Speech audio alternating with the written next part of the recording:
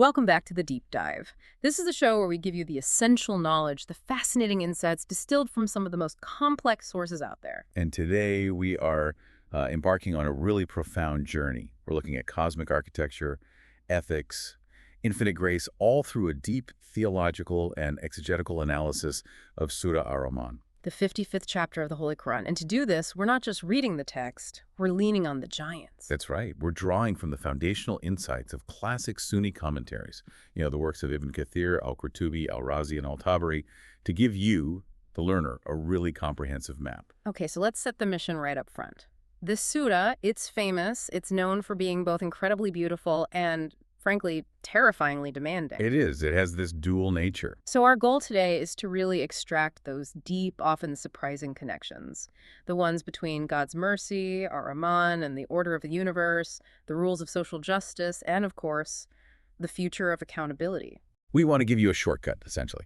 A way to understand why this specific chapter is such a spiritual and practical cornerstone of the faith. A cornerstone. I like that. So where do we even begin? What's its identity? Well, we have to start with its famous title. It's widely known in tradition as Arus al-Quran. Which means? The bride of the Quran. Wow, the bride of the Quran. Now, I know there's some discussion around the source for that name. There is, yes. Scholars are very clear that the specific prophetic narration, the hadith, that gives it this title, is classified as da'if, which means its chain of transmission is weak. But the title stuck, so why? If the source was weak, why did everyone just accept it? What gave it that reputation? It's the sheer force of the text itself. The aesthetic and structural impact is just undeniable. I mean, it's filled with these incredibly detailed, beautiful descriptions of blessings, of paradise. It's like a bride adorned with the finest jewelry for her wedding day. So the text lives up to the name, even if the name's origin is a bit hazy? Exactly. Its eloquence is considered, supreme. That metaphor of unique, unmatched adornment just fits perfectly. And structurally, right away, there are a couple of things that make it stand out from almost every other chapter. Two things, immediately. First, the audience. This surah is addressed directly and equally to two species. Mankind and jinn. Mankind and jinn. Together. They're spoken to as the two communities who carry the weight of free will and, therefore, accountability. And the second thing, which is probably the most recognizable feature. The refrain, that rhythmic pulse that runs through the whole thing. That's it. Fabi ayyi rabbikuma tukadziban. Then, which of the favors of your Lord will you deny? And it's repeated 31 times. It's less like a poetic line and more like a heartbeat. A steady, insistent heartbeat, absolutely. It marks the time throughout the chapter. We'll get into the incredible mathematics of that later on. I'm looking forward to it. But you said the whole chapter is built on its very first word. Yes. The central theme. The entire surah begins not with a preamble, but directly with the attribute, Ar-Rahman, the most merciful. And that's a signal. It's a massive signal. It tells you that everything that follows, from the orbits of the planets to the scales in the market, it's all a consequence, a derivation of God's infinite foundational mercy.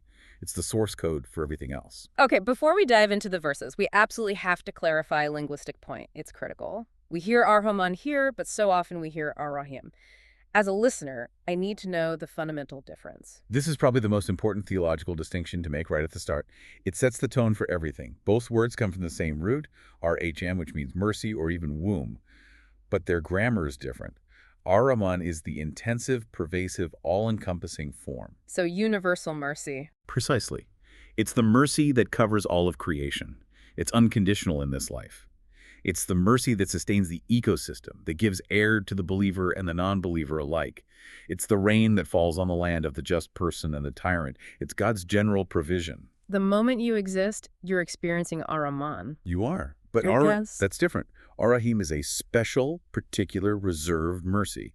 It's the specific compassion shown exclusively to believers on the day of judgment and in the hereafter. It's the mercy of reward, of forgiveness. It's contingent.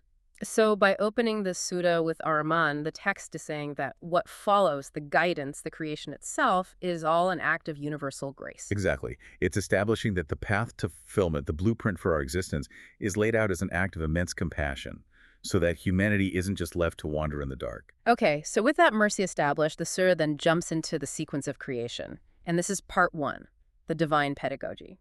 Education as the primal act of mercy. And like you said, the sequence here is genuinely shocking. It completely flips what you'd expect. It does. The first 4 verses are this incredibly compressed syllabus for all of existence. Just lays it out. The Most Merciful. He taught the Quran. He created man. He taught him eloquent speech. Wait, hold on. So the teaching of the Quran, the revelation, comes before the creation of man, the recipient. That feels backwards. It feels deliberately counterintuitive. And that's where the genius is. That reversal is where you find the profound theological insight that scholars like Al-Razi and Al-Qurtubi just spend so much time on. Logically, of course, the student has to exist before you can teach them. Right. But by placing the Quran first, the text is making a powerful statement about our purpose. It's saying the ultimate reason for man's existence is the Quran. The manual comes before the machine. It's the blueprint. Exactly the right analogy. Or blue. The blueprint. Man wasn't created just to exist, to survive, to wander. He was created with a specific spiritual purpose, and the Quran is the non-negotiable blueprint for that purpose. It tells you how the machine can achieve its highest intended function. This completely reorders our priorities. I mean, you look at the modern world, and success is defined by technical skills, career, vocational training. But this chapter says no, the core curriculum for a fulfilled life is religious literacy. It's spiritual literacy. It's the highest priority. And notice how it's linked directly to his name. The Most Merciful taught the Quran. This elevates the guidance itself. It's not just a set of rules, it's an act of unparalleled compassion. The mercy is in preventing us from wandering aimlessly and destroying ourselves. So then after the blueprint, we get verse 3. Khalaqa al-insan, he created man. The commentators say man was created specifically equipped to handle this book. That's right. The juxtaposition is what gives humanity its ultimate dignity. We are the species God chose to speak to. That is the source of our honor. The incredible complexity of the human mind, our soul, our capacity for reason, it was all designed specifically to engage with these truths. So let's go back to your analogy of the computer. The hardware is incredible. The mind, the body, our emotions. But the takeaway for you, the listener, is that without the operating system, without that Quranic blueprint, the hardware is fundamentally incomplete. It is. A human being who doesn't engage with the Quran is. They're not functioning at full capacity. So what happens? What does that look like?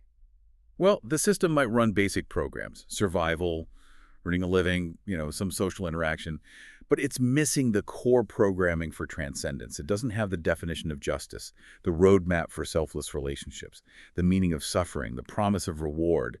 It's an OS that never finished its critical updates. You remain functional, but unfulfilled. Exactly. And you lose sight of the inherent dignity you were given when you ignore the very revelation you were built to receive. And then comes the final piece of this package in verse 4. Alamahu Al-Bayan. He taught him eloquent speech. And this is clearly way more than just making sounds. Oh, absolutely. Al-Bayan is a critical, multifaceted gift. Al-Tabari and others clarify it's the capacity for articulate conceptual communication. The ability to make clear what's in your mind, to process concepts, and to transmit complex ideas. This is the fundamental difference between us and animals. And this is where the lesson becomes so sharp, so relevant for our daily lives today. If this ability, this bayan, is a supreme mercy, what does its constant misuse in the digital age represent? It represents a profound ingratitude, a practical kufra, a covering up of a divine gift, lying, slander, hate speech, deliberate misinformation. These aren't just social failings. They are spiritual betrayals of the primary mercy we were given. Let's make that concrete. Can you give some examples of that betrayal in action today? Certainly. I mean, just look at public discourse. Bayan is weaponized constantly. Think about the intentional crafting of fake news or the calculated use of emotional language on social media that isn't designed to clarify, but to provoke and to divide. To obscure the truth, not reveal it. Precisely. When someone engages in slander, when a news outlet deliberately leaves out key facts to push a narrative, they're using the tool of bayan given for clarity and bridge building to create confusion and hate. It's the ultimate misuse of the gift. The believer's job is to be a custodian of this sacred gift, to use communication for clarity and truth. So from that internal human-centric mercy, the surah just explodes outward. It scales that principle to the entire cosmos. We're now in part 2. The universal law of balance. The shift is immediate, and it's humbling. It forces you to see yourself as a disciplined part of a much larger, disciplined whole. Verse 5 kicks off the macrocosm. Ashamsu wal Kamaru by husband, The sun and the moon move by precise calculation. And that word husband, that's the key. It implies fixed, mathematical, unalterable law. This is fascinating because it's saying the universe isn't random, it's perfectly intelligible. Entirely intelligible. It operates on stable, predictable laws. And Al-Qurtubi points out that this very precision is a mercy. It's what allows us to calculate time reliably, to know when to pray, when to fast, to have reliable contracts in our worldly affairs. There's a stability in the cosmos that mirrors the reliability of God's promises. So if the cosmos is disciplined, if it's punctual, what's the spiritual lesson? Does studying physics become a lesson in self-discipline? In a way, yes. The sun doesn't decide to be late. The moon doesn't deviate. So the believer, as part of this system, should strive for that same punctuality and order. In your commitments, in your promises, in your time. It's a spiritual trait derived from observing the husband of the heavens. And it validates science. Studying astronomy to understand the Creator's calculations becomes an act of devotion. It absolutely does. And that discipline extends right down to the earth in the next verse. وَالنَّجْمُ وَالشَّجَرُ يَسْجُدَانِ. The stars, herbs, and the trees prostrate. Now let's touch on that linguistic debate over the word naj. Right, because it can mean two things. It can. The classical commentators diverged. Najm definitely means stars, which fits the cosmic theme. But earlier authorities like Ibn Abbas argued it also means stemless plants or herbs that grow along the ground. Which creates a perfect pairing with shajar, the trees with trunks. A perfect symmetry.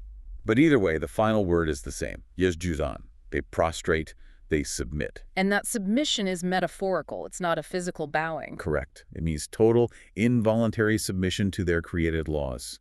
The star submits to gravity. The tree submits to its need for photosynthesis. They have no choice. So the profound lesson for us with our free will is that we have to align our voluntary choices with this universal harmony of submission. We're surrounded by worshipers. We're invited to join in willingly. And here comes that magnificent pivot. The cosmic discipline shifts directly to ethical discipline. The connection in verses 7 to 9 between the laws holding up the sky and the laws of the marketplace it's just stunning. Breathtaking is the word. Allah says in verse 7, وَالسَّمَا رَفَعَهَا وَالْمِيزَانَ.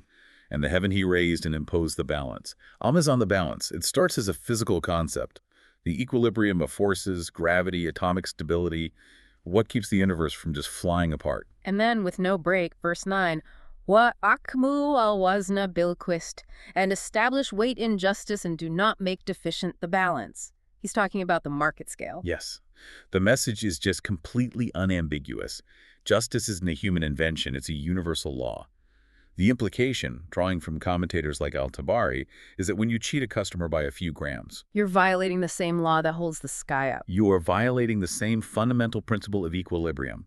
The violation is called Tugnian transgression, tyranny. It's an upsetting of the cosmic balance. That elevates financial integrity from just a civil matter to a cosmic duty. So how does corruption actually disrupt the mizan of the earth? Well, when injustice becomes systemic, when fraud is tolerated, when exploitation is overlooked, it introduces a spirit of Tugnian into the community. It breaks down the trust and fairness required for society to function. If the universe's stability depends on physical equilibrium, a society's stability depends on moral equilibrium.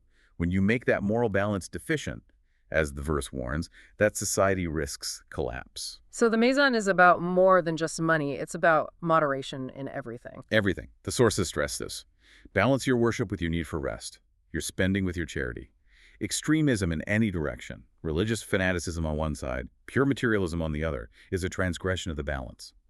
The lesson is to seek the middle path. It's the cosmic path. And after laying out these massive universal laws, the surah zooms in on the very concrete blessings we tend to overlook. Verses 10 to 12 are all about earthly bounty. Verse 10 establishes the earth is for all anam, a word that includes all creatures, humans, jinn, animals. Yeah. It's a shared habitat, not just our property. And the list of provisions is so deliberate. We have fakiha, fruits for pure enjoyment, an-nahal, dates, a staple food, and then that careful detail, a hubdu al-as, The grain with its husk. the grain for us, the husk for the animal. It's holistic provision. Allah provides for survival, the grain, but also for pleasure. The fruit, the scented plants, are rayhan. This validates enjoying lawful beauty and flavor as a way to thank him. And crucially, that mention of the husks is a powerful lesson in ecological ethics. Animals have a designated, respected share in the earth's bounty. We're responsible for that. And then after listing all of this, physics, justice, air, food, The refrain lands for the first time. Verse 13, Fabi ayi alai rabikuma tukatsiban. Then which of the favors of your Lord will you deny? The timing is just perfect. It comes after the most basic, undeniable gifts of existence are listed. The question is intensely rhetorical. It's demanding active, intellectual gratitude shukr from both men and jinn. Its placement there suggests that it's the most fundamental blessings that we ignore the most. That we take for granted. We see them as rights, not as gifts. The refrain forces you to stop, take a breath, and just acknowledge the sheer vastness of the mercy that is sustaining you, moment by moment. Okay, moving into part 3, we're looking at the architecture of creation.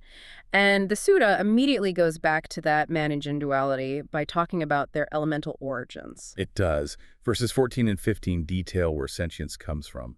For man, it's salsal kalfakar-sounding clay, like pottery, dry, molded, baked clay. It highlights our humble, earthy, sometimes dense and slow nature. In stark contrast to the jinn, who are from Marij min Nar. A smokeless flame of fire, the purest, hottest, most volatile part of the flame. And this explains their nature's subtle, fast, often unseen, a sharp contrast to our very grounded reality. And the ethical lesson there is just unavoidable. You have these two beings from completely different elements, dense clay, subtle fire, but they're both from the same creator. Absolutely, the same Ar-Rahman. This diversity is a sign of his creative power, and it teaches us something crucial. Arrogance based on lineage or race or origin is just absurd. We are all essentially pottery from the same potter. The unity of the Creator demands respect for the diversity of his creation. The text then shifts to God's total control over time and space in verse 17. Rabul Mashrikani wa Rabul Maghribain, Lord of the two easts and the two wests. Why two? Why the emphasis on the extremes? The majority view, from scholars like Ibn Kathir, connects this to the seasons. The two easts are the extreme points of sunrise at the summer and winter solstices. The two wests are the corresponding sunsets. It encompasses the sun's entire yearly journey. So the verse is saying that God controls the entire cycle of the year, the full breadth of the earth, and all the changes within it. And that gives us a key spiritual insight. He is the Lord of change. The God of the summer, of your ease and joy, is the exact same God of the winter, of your hardship and sorrow. It teaches the believer to have patience and trust, knowing that every state is temporary and every state is controlled within these fixed, merciful boundaries. And that control extends from the heavens right down into the depths of the sea. The verse is on marine boundaries. Verses 19 to 22, yes. Maral Bahraini Yaltakya.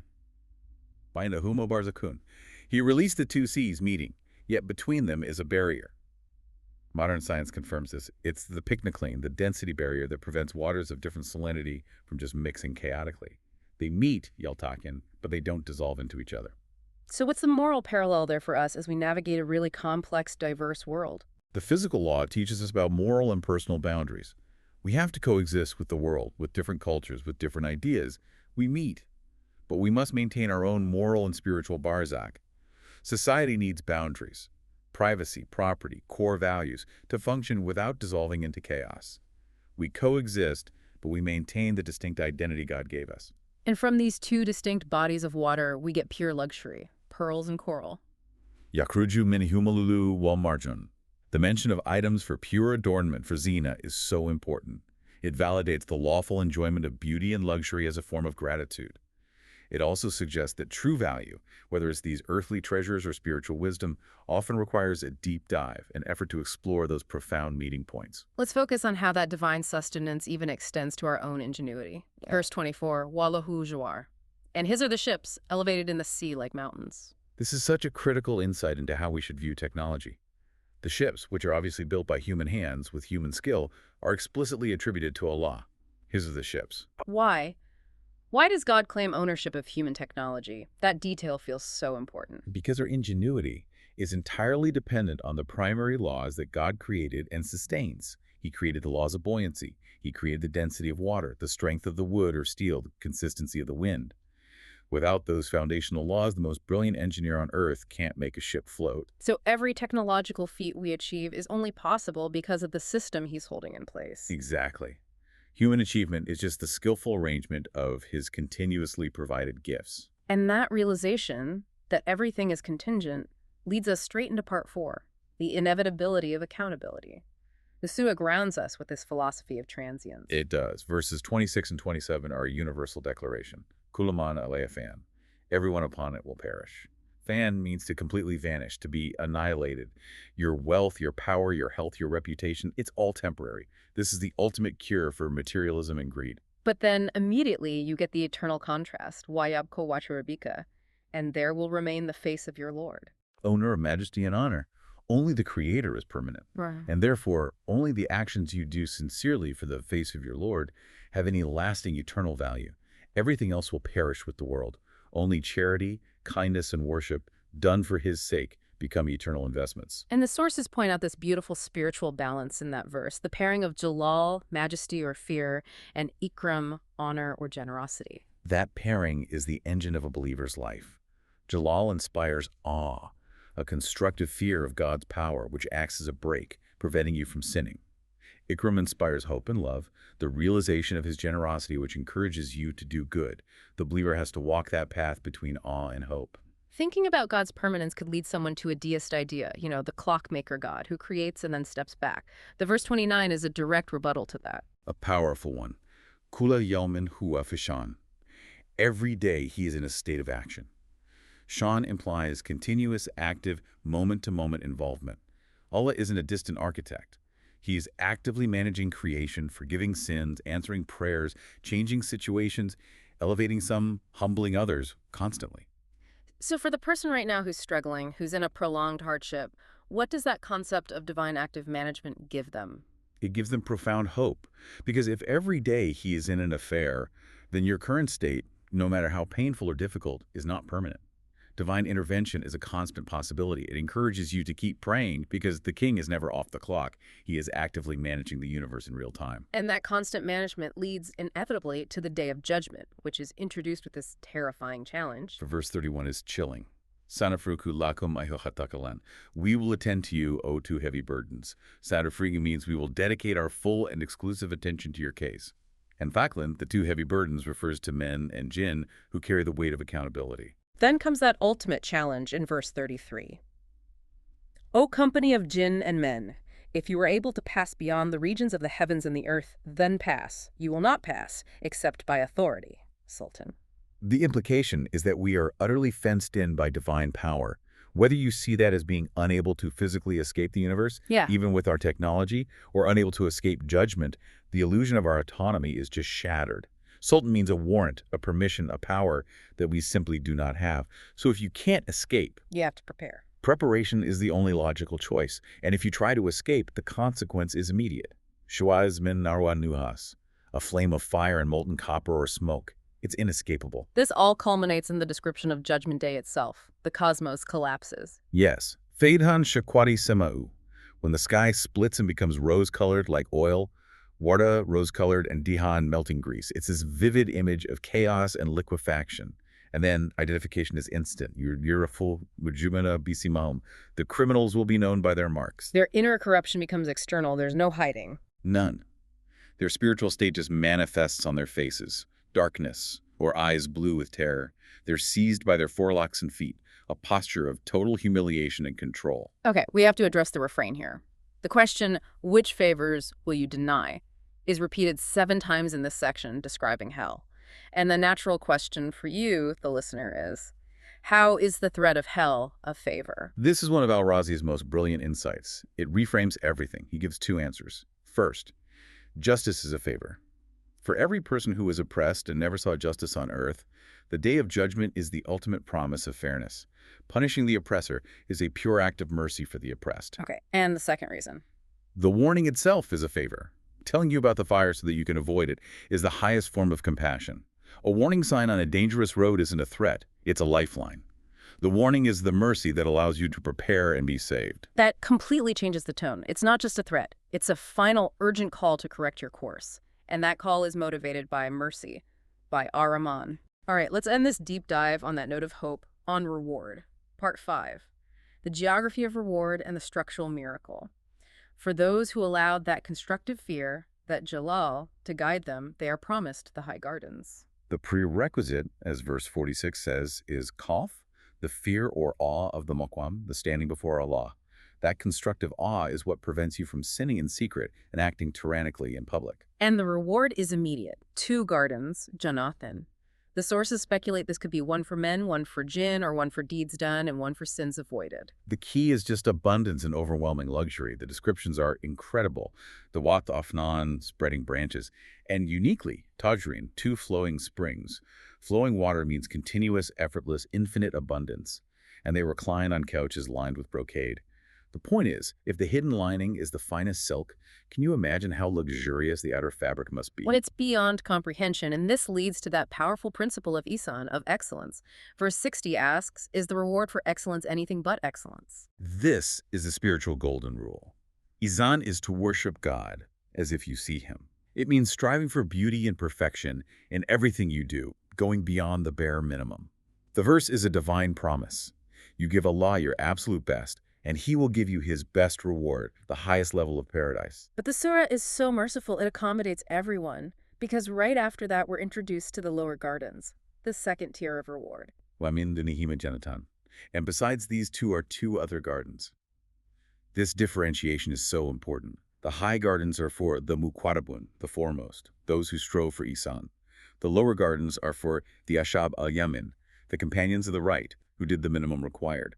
The existence of tiers motivates you to aim for the highest, but it also offers hope to those who struggled but still obeyed. To really get the sense of divine justice here, we have to look at the side-by-side comparison the sources give us. The details are fascinating. They really are. You can see four key differences. First, the water. In the high gardens, it's tajriyan, flowing freely. In the lower gardens, it's nadakatan, gushing or sprinkling. So flowing implies more abundance, more ease. Exactly. Then the fruits. High gardens have min kulli thakiha, every kind of fruit. The lower gardens have a specific list. Dates, pomegranates, still amazing, but every kind is limitless. And the color. The high gardens are implicitly bright and varied. The lower gardens are described as muhammatan, meaning a dark, intense green. It indicates extreme lushness, but maybe less variety in the landscape. And finally, the companions. In the high gardens, they are kasirat et tarf, restraining their glances, which implies they autonomously choose to look only at their spouse, a sign of high spiritual self-mastery. In the lower gardens, they are hurun masrat, confined and tense, implying they are kept and protected for them. The comparison shows that the one who strove more gets a higher reward. That satisfies our sense of justice. But it's also so hopeful. Even the lower gardens are described as intensely lush. Precisely. It confirms the vastness of Ar-Rahman. Even for those who just barely made it, the reward is beyond anything we can imagine. It validates both justice and hope. Okay, finally, let's go back to that structural miracle holding this all together. The 31 repetitions of the refrain. Al-Razi's mathematical analysis here is just mind-blowing. It truly is. This is where you see the divine engineering. The refrain isn't just randomly placed. Al-Razi noticed the groupings correspond perfectly to the content. So laid it out for us. Okay. In the section on creation and providence, there are 8 repetitions. In the section on punishment and hell, there are 7 repetitions. 7, corresponding to the 7 gates of hell. Exactly. Then for the high gardens, 8 repetitions. And for the lower gardens, another 8 repetitions. The symmetry is undeniable. And that's 16 repetitions for paradise in total, double the traditional 8 gates of paradise, maybe for the 2 different tiers. But beyond the math, what's the psychological impact of hearing that question over and over? It's a powerful corrective. We humans have a negativity bias. We're wired to focus on what's wrong. This persistent rhythm forces your mind to constantly scan for and acknowledge blessings. It's like continuous gratitude conditioning, an intellectual wake-up call again and again. And as we said, the meaning of the question changes with the context. It's a dynamic challenge. It is. After creation, it's, do you deny my power? After hell, do you deny my justice? After paradise, do you deny my promise? It's a constant demand for gratitude, perfectly adapted to whatever blessing or warning just came before it. So as we wrap this up, what's the final synthesis? What are the enduring, practical life lessons from Surah Ar-Rahman? I think we can consolidate them into 3 pillars for you, the learner. First, balance, Mizan, is the key to all stability, in creation, in knowledge, in your own life, between fear and hope. Second, gratitude, shukr, is the ultimate purpose. The relentless questioning confirms that what God wants from us is active acknowledgement of his grace. And third, education and excellence, Ihsan, are sacred. The pursuit of knowledge of the book or the universe is the path to fulfilling the dignity we were given. Surah Ar-Rahman is fundamentally a restructuring of our entire worldview. It demands that we stop seeing the world as a random accident and start seeing it as a deliberate, perfectly balanced, and mercifully designed habitat. A habitat that leads, inevitably, to a day where excellence is met with nothing less than excellence. It's the ultimate expression of grace and purpose. And as part of that synthesis, remember our discussion of the ships. How technology is attributed directly to the Creator because He sustains the laws that make it possible. This changes everything. So given that the Mizan regulates atoms and markets alike, here is a final, provocative thought for you to consider. How does attributing our technology to the divine change how we should fund, regulate, and moralize our most cutting-edge endeavors today, from AI to space travel? If the laws holding the atom together are sacred, what is our sacred responsibility for the code we write? Think on that until the next time we take the deep dive.